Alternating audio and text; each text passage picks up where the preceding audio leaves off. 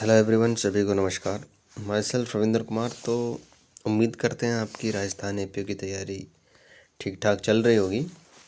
और इसमें आज जो हम करेंगे राजस्थान एपीओ में जो 15 क्वेश्चन आएंगे आपके, ठीक है। जो 15 क्वेश्चन आने जा रहे हैं, 15% भी कह सकते हैं, जो पोर्शन रहेगा हिंदी लैंग्वेज का, उसी पर आधारित आपके टेस्ट हैं। एक बात और बता दें कि बहुत से विद्यार्थियों को भी कन्फ्यूज़न हो रहा है कि ये सिलेबस नहीं है, इस प्रकार से कुछ। तो देखिएगा, सिलेबस अपडेट हुआ, आपका चेंज हुआ है, उसमें रिफॉर्म हुए हैं। मेंस का सिलेबस आपका काफ़ी है लैंग्वेज का, ठीक है। जबकि प्री का सिलेबस में 60 टॉपिक है। 60 टॉपिक में कुछ और भी मान लीजिए थोड़ा सा अगर इसमें देखें एक्स्ट्रा हो जाता है, मतलब जैसे वाक्य में बहुत सारे प्रकार में पढ़ने पड़ते हैं, है ना। तो इस प्रकार से अदरवाइज़ किसी प्रकार का कोई संशय दिमाग में ना रखें, आप अपने माइंड को एक्स्ट्रा बर्डन से ओवर ना करें, ठीक है। अब इसमें क्या है ना, अभी भी विद्यार्थियों को ये कन्फ्यूज़न है कि अब मतलब पहला कन्फ्यूज़न है सिलेबस का, क्योंकि जब तक आपको सिलेबस नहीं पता होगा तब तक पढ़ने में मज़ा नहीं है। सिलेबस आपके सामने हो और तब आप पढ़ाई करें तो उसमें अलग ही एक फ़ील होता है, अनुभव होता है। फिर आता है कि अभी तक हिंदी नहीं हुई तो वो कैसे करें। देखिएगा, हमारे ऐप पर, टारगेट फॉर IQ ऐप पर सारे क्लासेस आपके लेटेस्ट अभी हुई हैं। राजस्थान एपीओ की मैराथन क्लास भी कराई है। ये तो हमारी क्लासेस होगी, ऐप पर सारी क्लासेस आपको मिलेंगी, आप लाइव उनको देख सकते हैं, है ना। जो अभी की लेटेस्ट क्लास हुई हैं, सारे टॉपिक्स की क्लास मिलेंगी। क्योंकि अब ऐसा तो है नहीं कि हाँ आप एक तरीके से स्पीड बढ़ा के उसमें देख सकते हैं, है ना। जल्दी से आपको वो सारी क्लासेस निपटानी है। दूसरी बात करें, जो आपका कंटेंट है सारा, है ना। कंटेंट मतलब जो भी हमारी तरफ से PDF नोट्स जो भी दिया जाएगा वो टेलीग्राम में दिया जाएगा। टेलीग्राम में आपको और भी चीज़ें बहुत एक्स्ट्रा उसमें दी जाती हैं, कुछ जैसे भी जो भी टॉपिक है उस पर आधारित। तो कुल मिला के जब भी आप टेलीग्राम में ग्रुप में जुड़ेंगे तो तभी से आपको लगने लगा कि हमको अब कुछ एक्स्ट्रा चीज़, मतलब अलग से कोई भी बुक वगैरह की कोई प्रेफर, मतलब हमें उसकी आवश्यकता नहीं है, ठीक है। तो इतना तो आपको करा देंगे कि आपको लगने लगेगा स्वयं ही ज्वाइन करके ही 2-3 दिन में फ़ील हो जाएगा कि हाँ काफ़ी है, इतना कर लिया तो बहुत है ना। क्योंकि एक जिम्मेदारी होती है हर टीचर की, तो उसी के परिप्रेक्ष्य में सारी चीज़ें आपको कराई गई हैं। टेस्ट भी हैं आपके ऑलरेडी, प्लस क्वेश्चन पर आधारित अलग प्रश्न भी हैं। वो 100 क्वेश्चन प्रश्न हो सकते हैं, वो 70-80 प्रश्न, इस प्रकार से। तो कुल मिला के आप ज्वाइन कर सकते हैं, काफ़ी अच्छा आपको अनुभव मिलेगा, ठीक है। क्योंकि 15 क्वेश्चन की वैल्यू आप समझ सकते हैं। अब देखिएगा, हमारा जो 5वां टेस्ट है इसका सॉल्यूशन हम करने जा रहे हैं। 5वें टेस्ट में अगर हम बात करें तो इसमें जो पहला प्रश्न है, पहला ही प्रश्न आपका संधि का है। पितृ प्लस आज्ञा में कौन सी संधि है। आपको देखिएगा, आपकी संधि 3 प्रकार की होती है वैसे। एक स्वर संधि होती है, एक व्यंजन संधि होती है, एक विसर्ग संधि होती है। जिसमें से आपका विसर्ग तो आएगी नहीं बिल्कुल भी। स्वर में भी 5 प्रकार होते हैं, दीर्घ संधि, वृद्धि संधि, अयादि, गुण और यण, है ना। ये गुण संधि और होती है, जो चारों विकल्प में तो दी गई हैं। एक गुण संधि भी होती है। तो अयादि संधि तो आती नहीं है आपके में। अब यहाँ से भी आसान हो जाता है। स्वर संधि के 4 प्रकार में आपको पढ़ना है, बाकी व्यंजन संधि के कुछ नियम होते हैं, बस इतनी तो संधि करनी है। और आपको पता है कि एवरेज आपके 2 क्वेश्चन बैठते हैं पर टॉपिक से, क्योंकि 60 टॉपिक है ना। अब वो क्या पता किस टॉपिक का एक एक्स्ट्रा क्वेश्चन रख दें। तो अब हमारे यहाँ से 2 क्वेश्चन आराम से पक्के हो जाएंगे, ठीक है। तो इस प्रकार से करते हैं हम सारी चीज़ों को। तो इसमें जो है आपका पितृ प्लस आज्ञा में यण संधि होगी, ठीक है। यण संधि याद रखेगा, पितराज्ञा, हाँ ये बनेगा। इसमें पितर यानी कि अर की ध्वनि कहीं ना कहीं आपको प्रतीत होगी, पितृ तो अर, ठीक है। तो ये आपका कौन सी हो गई, यण संधि, स्वर संधि का प्रकार है। फिर बात करें इसमें कौन सा विकल्प गलत है, यानी कि ये संधि विच्छेद करके शब्द दिए हुए हैं इधर, ये है ना। ये शब्द है आपके संधि विच्छेद शब्द हैं, ये पूर्ण शब्द हैं, ये संधि विच्छेद शब्द हैं। तो इसमें से आपको देख के बताना है कौन सा गलत है। अब सिंपल सी बात है, हमारा ध्यान माइंड सेट यही रहता है कि कौन सा सही है। तो प्रश्न ज़रूर ध्यान से पढ़ें, हम इस बात को जोर देकर बार बार कह रहे हैं, प्रश्न ज़रूर ध्यान से पढ़ें। वो हो सकता है ऐसा भी हो क्वेश्चन को बदल के रख दे और आप सोचें कि उसी लय में है ना। जैसे निम्नलिखित में से हो सकता है यहाँ पर सही विकल्प जो नहीं है उसका चयन करें, इस प्रकार से रख दे। तो आपको क्वेश्चन ध्यान से पढ़ना होता है। प्रश्न नंबर 2 जो है आपका, इसका जो उपयुक्त विकल्प होगा वह ए होगा, यानी कि ये गलत है, बाकी सब सही है, ठीक है। फिर बात करें हम तीसरे विकल्प की, तीसरे क्वेश्चन की, तो निम्नलिखित में से गलत विकल्प का चयन कीजिए। एक बात और है, उम्मीद करते हैं जो भी विद्यार्थी हमसे जुड़े हुए हैं सब मेंस के लिए क्वालिफाई हों। तो मेंस में एक रणनीतिक बैच अलग ही शुरू करेंगे आपका, ठीक है। उसमें बहुत सारी चीज़ें आपकी लेटर वगैरह बहुत सारी चीज़ें हैं। तो एक तरीके से जैसे हमने इसमें विस्तार से सारी चीज़ें करने की कोशिश की है, उसी प्रकार से उसमें आपके अभ्यास हुआ, आपको लिखने का अभ्यास वगैरह सारी चीज़ें कराएंगे, उस बात से निश्चिंत रहें, ठीक है। अब देखिएगा ये क्या कह रहा है, निम्नलिखित में से गलत विकल्प, गलत का चयन करना है। अब देखो ये विलोम शब्द दिए हैं, विलोम शब्द दिए हैं। अब इनमें से हमें खुद ही अंदाज़ा लगाना है कौन सा सही है कौन सा गलत है। देखो ईश्वर में विश्वास रखने वाला आस्तिक होता है, इसका नास्तिक होता है, बिल्कुल सही है। विशिष्ट, विशिष्ट का जो होता है ना वो सामान्य होता है, विशिष्ट होता है मतलब कहते हैं हम कि ये बहुत विशेष है, और जबकि एक नॉर्मल सामान्य, तो ये भी सही है। सम्मित असम्मित ये भी ठीक है। राजनीतिक का अराजनीतिक नहीं, उपयुक्त गैर राजनीतिक होता है, ठीक है, गैर राजनीतिक, तो याद रखिएगा काफ़ी इम्पोर्टेंट है। चौथा जो प्रश्न है, चौथे प्रश्न में अगर हम आए तो कौन सा विकल्प शुद्ध विपरीतार्थक, कहने का मतलब क्या है कि विपरीतार्थक युग्म है। मतलब जो यहाँ पर बहुत सारे आप विकल्प देखेंगे, इनमें कोमा कोमा ऐसे लगोगे ना, तो शब्द एक तरीके से युग्म दिया हुआ है, वो अपने विलोम शब्द के युग्म में लिखे हुए हैं। हमें बताना शुद्ध विपरीतार्थक युग्म, विपरीत का तो मतलब वही होता है ना एंटोनियम, तो किसी प्रकार से दे सकता है। अब ये नहीं लिखा है वहाँ पर कि विलोम बताओ, तो वो विपरीतार्थक शब्द ही लिख देगा, इससे भी आप निश्चिंत रहें, इसलिए रखा गया है प्रश्न में कि आप कभी वहाँ पर भौचक्का हो जाएं, ठीक है। तो जैसी स्थिति वहाँ पर बन सकती है, उसी की स्थिति के अनुरूप ही आपको बताने की कोशिश की हो रही है, ठीक है। तो चौथा जो है, इसके जो सभी विकल्प सही हैं वो आपके बी ऑप्शन में, सरल का कठिन, सम्मुख का विमुख, क्षम्य का अक्षम्य, ठीक है।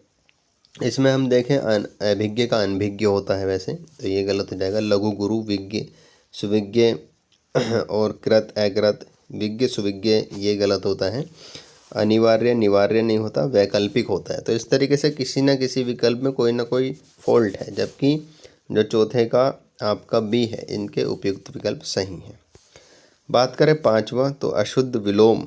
अब देखो ये है अशुद्ध विलोम वाला युग्म, जो इनमें शुद्ध नहीं है एक प्रकार से। बात करें इसमें हम तो अभिमुख। अब देखो हर्ष का दीर्घ होता है, गणतंत्र का एक तंत्र भी होता है या राजतंत्र भी होता है। गणतंत्र मतलब गण, गण का शासन मतलब लोगों का शासन, ठीक है, जैसे हम कहते हैं ना गणतंत्र, इस प्रकार से। और सृष्टि का प्रलय होता ही है। तो अभिमुख का जो होता है प्रतिमुख होता है ना। अभिमुख का क्या होता है, प्रतिमुख, इसका विलोम होता है, यानी कि ये आपका विकल्प ए सही होगा। मतलब ये सही जो है आपका अशुद्ध विलोम का विकल्प आपका ए सही होगा, ठीक है। बाकी सब सही है, ये गलत है। समझ रहे हैं आप, क्वेश्चन का कोडिंग बताया जा रहा है, ये बुझ रहा है अशुद्ध विलोम वाला युग्म है, तो सिंपल सी बात है, जो अशुद्ध है तो वो ये है, बाकी तो सब अपने आप में सही है। अब देखिएगा छठा प्रश्न, इनमें से कौन सा पारिभाषिक शब्द सही नहीं है, यानी कि बाकी सब सही होंगे एक को छोड़ करके। तो प्रश्न नंबर छठा जो है, अगर हम देखें प्रोविजनल, इसका अनंतिम होता है। अटॉर्नी जनरल, ये मतलब एक तरीके से देखें हम महान्यायवादी होता है ना अटॉर्नी जनरल, तो ठीक है। तो जो छठा प्रश्न है इसका यही गलत दिया हुआ है, मतलब उपयुक्त विकल्प यही होगा।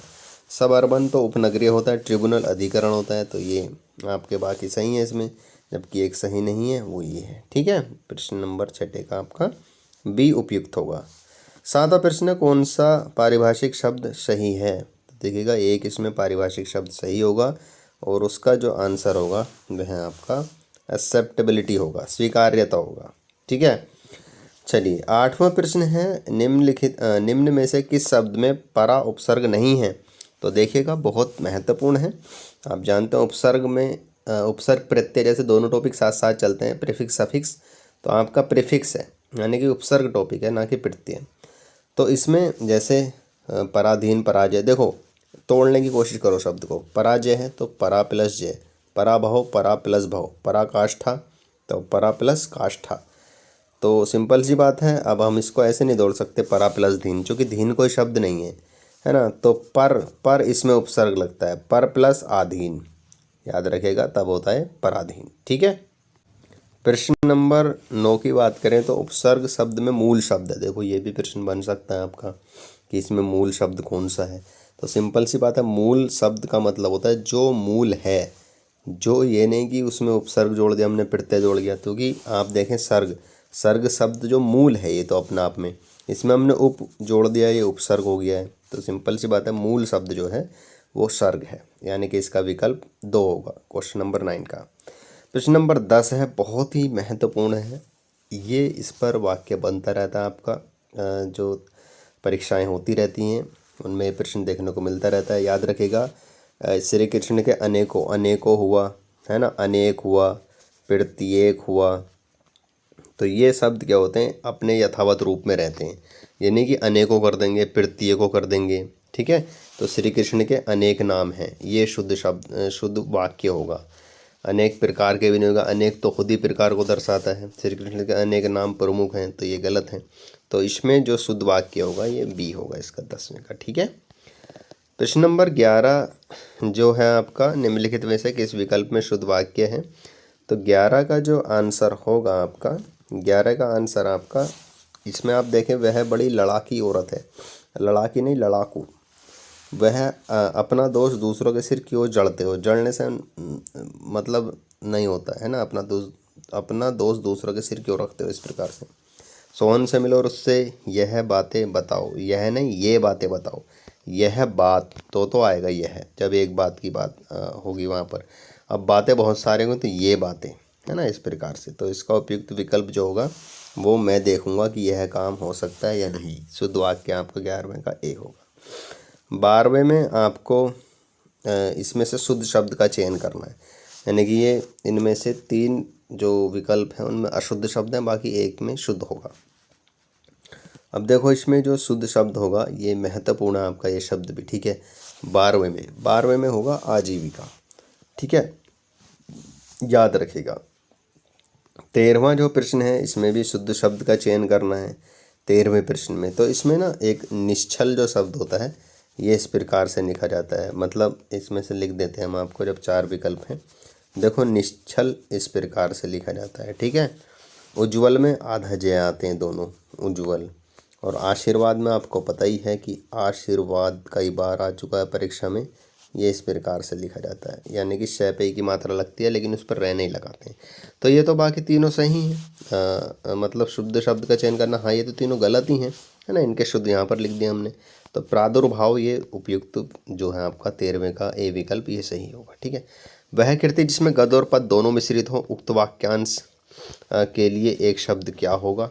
तो देखिएगा इसके लिए जो एक शब्द होगा, बेसिकली बात करें तो वह होगा चंपू काव्य, ठीक है, चंपू काव्य। ये आपका वैसे परीक्षा की दृष्टि से क्यों इम्पोर्टेंट होता है प्रश्न, चूँकि वाक्यांश के लिए एक शब्द में पूछा जाता है। तो ये चंपू काव्य होता है जिसमें गद और पद, गद का मतलब जैसे कोई कहानी रूप में गद्यांश होते हैं, पद का मतलब कविता रूप में, ठीक है। 15वां प्रश्न जो है ये भी इम्पोर्टेंट है और इसमें से गलत विकल्प का चयन करना है। 15वें प्रश्न में गलत विकल्प देखिएगा, जो किए गए उपकार को मानता हो, कई बार बताया आपको कृतज्ञ, जो किए गए उपकार को नहीं मानता हो, यहाँ पर ये स्लैश लगने से रह गए, लगा लीजिएगा, ठीक है। ये कृतधन होता है, आया हुआ ये आगत होता है। तो अब बचा विकल्प ए, लौट कर आया हुआ, ये क्या होता है आपका, प्रत्यागत होता है, ठीक है, प्रत्यागत। लौट कर आया हुआ क्या होता है, प्रत्यागत। तो ये गलत विकल्प होगा आपका ए। तो ये क्वेश्चन आपके टेस्ट 5 हमने कर लिया, इसी प्रकार से और भी टेस्ट हमने कराए हैं, आप हमारे चैनल पर देख सकते हैं, है ना। सर्च करेंगे आप वहाँ पर Hindi by Ravindra sir target हो आएगी, तो आप वहाँ पर टेस्ट कर सकते हैं आराम से। बाकी आपको जुड़ने का प्रोसेस पता ही है हमारे ऐप से और हमारे चैनल से।